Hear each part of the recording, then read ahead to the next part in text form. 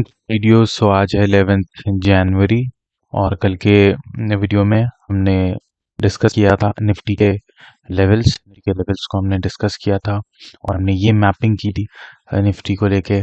और exactly Nifty अपने इस एरिया के पास खुदा है जो कि उसका एक रेजिस्टेंस एरिया है जो इस एरिया से टच करता है। ये रेजिस्टेंस एरिया के पास खुलता है और खुलने के बाद फिर वहां से वो रिजेक्शन लेता है और रिजेक्शन लेके फिर एक नीचे की तरफ का मोमेंटम देता है। उसके बाद फिर ऑलमोस्ट पूरे दिन वो कंसोलिडेट करता है, ऑलमोस्ट पूरे दिन कंसोलिडेट करता है। कंसोलिडेट करने के बाद अगर हम 5 मिनट्स के टाइम फ्रेम में आए तो उसके बाद फिर वो एक ट्रेंड मेंटेन करता है, इस ट्रेंड को मेंटेन करता है और फाइनली इस ट्रेंड का एक ब्रेकडाउन आता है।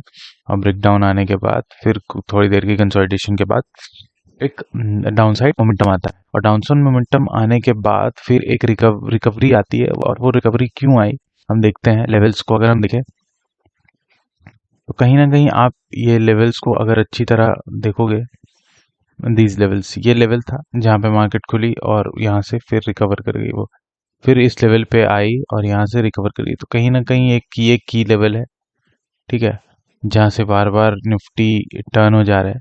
So this is the level.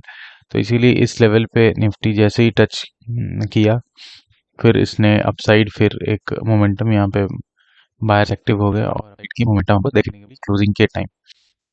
सो अब क्या हो सकता है निफ्टी के लेवल्स, तो द सेम थिंग कि निफ्टी इस ट्रेंड को मेंटेन कर रही है, ठीक है, रेजिस्टेंस फेस कर रही है, यहाँ पे किया।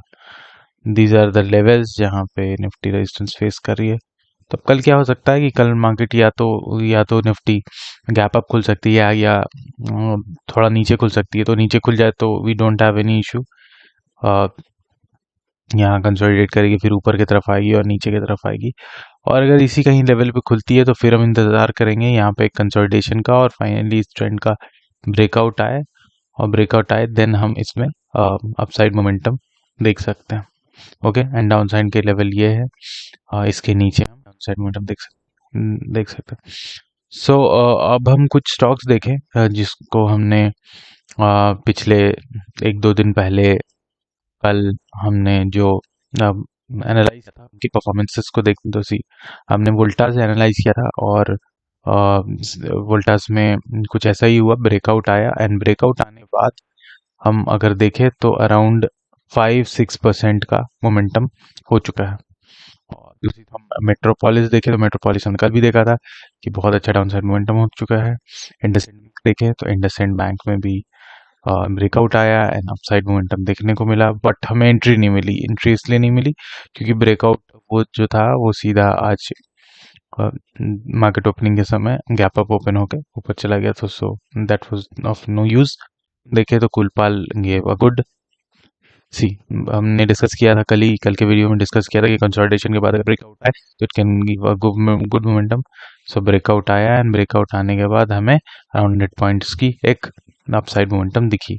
स्कॉट्स को हम देखे तो स्कॉट्स को कहीं ना कहीं हमने 1 आवर के टाइम फ्रेम में देखा था कि तो इसने अपना ब्रेकआउट दे दिया है। ब्रेकआउट देने के बाद कंसोलिडेट करा तो कहीं ना कहीं इसमें एक्टिव है अभी भी चीज़ें, ठीक है। ये लेवल है, ये लेवल इनफैक्ट ये दिस लेवल्स मतलब हम एंट्री क्रिएट हुई अराउंड 2870 के और हमारा जो स्टॉप लॉस रहेगा वो अराउंड 2850 के नीचे क्लोजिंग पे रहेगा। So it will be have 20-25% का एक सेल। और ऊपर की तरफ अगर हम टारगेट्स देखें तो अराउंड 60-70 पॉइंट्स के टारगेट है। तो 1:2-3 का रिस्क रिवॉर्ड रेशियो हमारा बैठ रहा है and that is good enough. So इसमें चीज़ें एक्टिव हैं and we can see good momentum tomorrow और in coming days. So these were our stock performances. Thank you so much.